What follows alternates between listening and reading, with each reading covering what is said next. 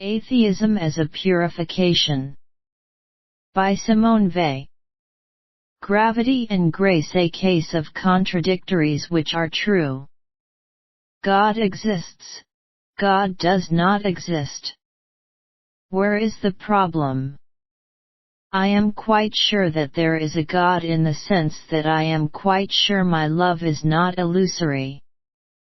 I am quite sure that there is not a God in the sense that I am quite sure nothing real can be anything like what I am able to conceive when I pronounce this word. But that which I cannot conceive is not an illusion. There are two atheisms, of which one is a purification of the notion of God.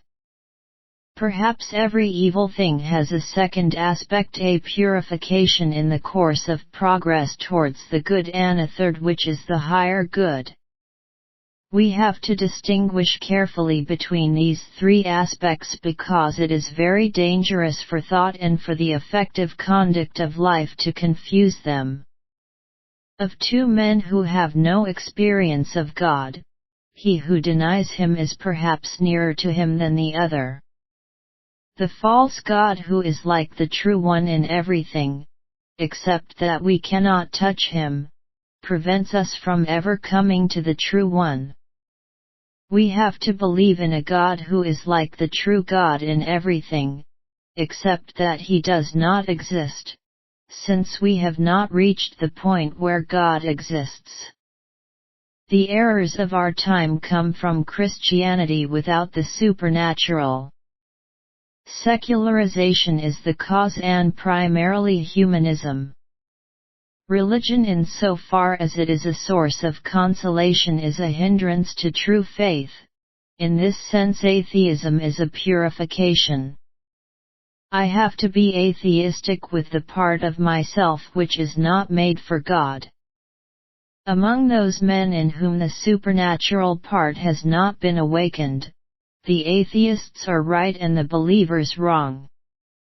A man whose whole family had died under torture, and who had himself been tortured for a long time in a concentration camp, or a 16th-century Indian, the sole survivor after the total extermination of his people.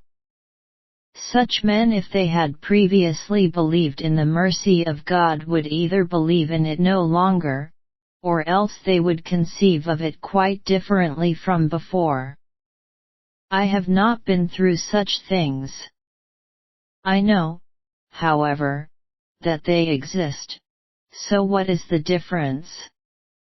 I must move towards an abiding conception of the divine mercy, a conception which does not change whatever event destiny may send upon me, and which can be communicated to no matter what human being.